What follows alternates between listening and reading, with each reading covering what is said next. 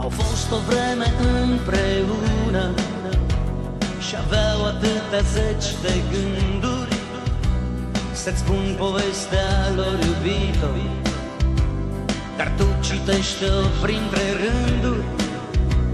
Ar fi trecut neluați în seamă cu traiul lor cel fără vină, chiar dacă eu știam că ascunde și fantezie și rutină. Dar unde dragoste nu e, nimic nu e, nici soare nu-i, nici viață nu-i, iar eu mă simt al nimănui. Dar unde dragoste nu e, nimic nu e, nici soare nu-i, nici viață nu-i.